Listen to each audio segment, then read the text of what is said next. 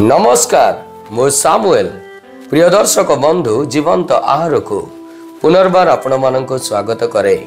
आसंतु पवित्र बाइबल रु गीत संगीता 141 पर्व तार समस्त अध्यायटी आम माने पाठ करिबा। आजिर मूल प्रसंग मते मंदरु रक्षा कर। एठारे प्रकार लेखा जाए दाऊदंक गीत। हे सदा प्रभु वो तुम्भ निकटरे प्रार्थना करूअछि, मो पक्षरे सत्वर हुओ। मु डाकिबा बेले मो रबरे कर्ण दियो। सुगंधी धूप परी मो प्रार्थना संध्याकालीन नैवेद्य परी मोहर कृतांजलि तुम छामुरे उपस्थित हेउ। हे सदा प्रभु मो मुख आगरे प्रहरी नियुक्त कर, मो ओष्ठाधरर कबाट रक्षा कर।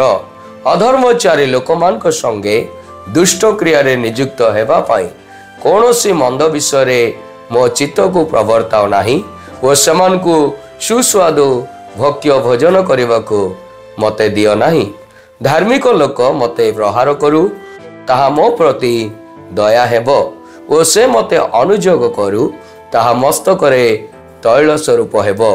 मो मस्तकता अग्राह्य न करू सेमानकर नाना दुष्टता समय मोहर प्रार्थना चलुथिबो। सेमानक विचारकर्ता माने शैल पार्श्वरे निक्षिप्त होई अछंती। मोर वाक्य मधुर एणु सेमाने ताहा सुनिबे।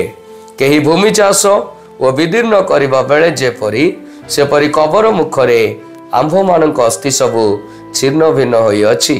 कारण हे प्रभु सदा प्रभु मो दृष्टि तुम्भ आड़े अछि। मु तुम्भटारे भरोसा रखिअछि। मो प्राण को अनाथ करी त्याग कर नाही। मो निमंते सेमानक पातित फांदरु ओ अधर्मचारी मानक जंतारु मते रक्षा कर। दुष्ट माने निज निज जालरे पड़ंतु सही अवसर रे मु रक्षा पाए। पठित शास्त्रांशर ईश्वर आम प्रत्येक को आशीर्वाद करंतु। आसंतु मोर प्रिय माने शास्त्रांश को बुझिबा निमंते चेष्टा करू। गीत रचक चाहंती जे तांकर प्रार्थना प्रभुंक सम्मुखरे धूप एवं संध्याकालीन नैवेद्य भावरे उत्सर्ग हेउ। सर्वोपरि से प्रार्थना करंती जे तांको हृदय शब्द एवं कार्य गुड़िक सुधा रहु एवं मंद ठारू निष्क्रिय रहु। यह तांकर एकांत निवेदन जे से दुष्ट मानक परी सेमानकर चतुर पथ सहित एक न हुअन्तु।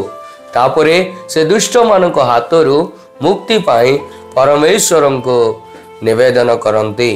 कारण दुष्ट माने शेष पर्यंत धार्मिक मानक यंत्रणा दे चली थांती।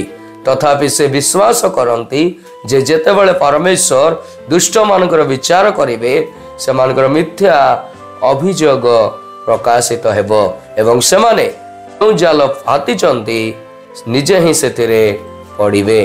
ईश्वर एई शास्त्रांश मान को कौन सिखाती आसंतु मोर प्रिय माने आमे माने ता शिखु एवं अपना जीवन रे ता प्रयोग करने निमंते चेष्टा करू। गीत रचक प्रथमे निजको परीक्षा करती जे तांको हृदय कौन से मंद प्रति आकर्षित नुहे तो। जेपरी यीशु आमको प्रार्थना करने को सिखाइले आंब को परीक्षा रे न आणंतु बरं मंदरु उद्धार करंतु।